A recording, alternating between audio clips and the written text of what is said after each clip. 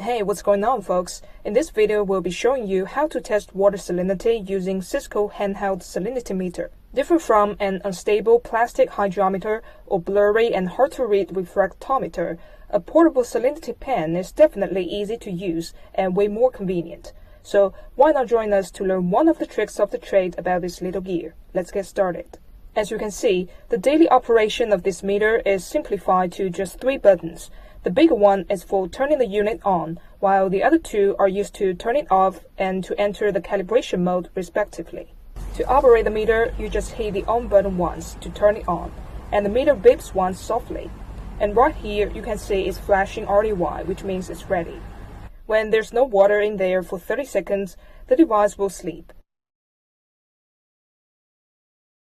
And you can hit the power button once again to arouse it. Keep in mind to calibrate it first before testing to ensure an accurate reading. So next, we're going to check the salinity of the water we're just preparing here. The saline is made at 5%. Note that only this section of the salinity probe can be submerged into the sample liquid, as the tester is not entirely waterproof. As you submerge the calibrated pen into a sample of saline, the MEAS icon starts blinking quickly, which means the test begins.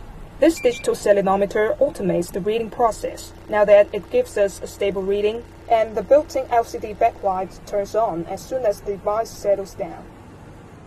The salinity is measured in specific gravity and the sodium content measured by milligram per 100 grams. It's got a water temperature reading on it as well. That's also very nice to know, because temperature differences would kind of cause deviations in measured salinity. You can track these readings with one tap on the menu button. After the test, take off the probe and wipe it with paper towel in order to get precise measurements in the following tests.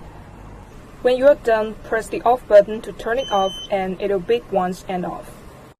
Then just rinse and wipe the probe clean to get rid of any salt residue from the device, and thoroughly dry the device before storing it.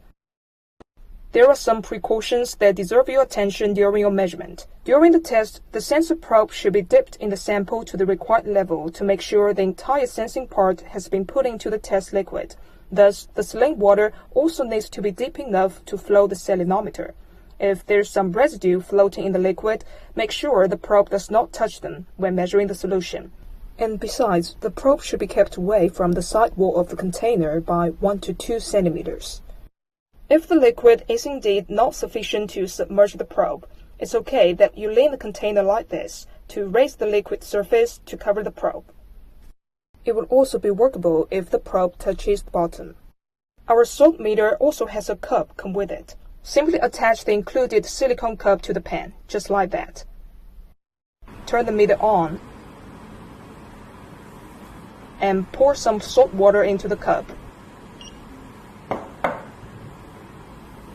Give it a few seconds until you hear a beep from the pen and the backlight's on. So it reads 9.96%, certainly within the accuracy range. Hit the button once to check the sodium content. Hit the button once again and you get your water's temperature.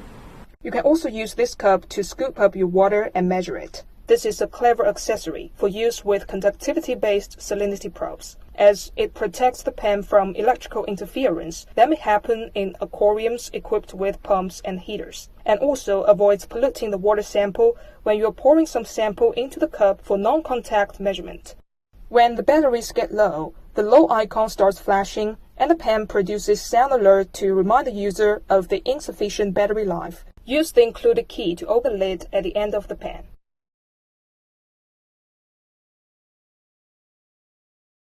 And remove the used batteries. Always remember to track the polarity when placing new batteries. Insert the new batteries into the compartment. There we go. And then we're going to put back the cover and close it using the key, according to the graphic instruction there on the bottom. So now we're going to turn it on, and there we go. The device is running again. And that's the end of this video. We hope you learned something useful about using Cisco salinity and temperature digital pocket tester, whether to make brine mix for curing food or to properly mix and measure your aquarium salt water.